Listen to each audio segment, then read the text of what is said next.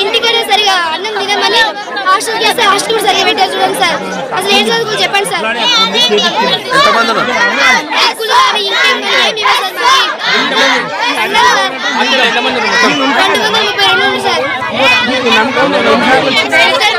Okay sir, మేము వచ్చిన వరకు ఓకే సార్.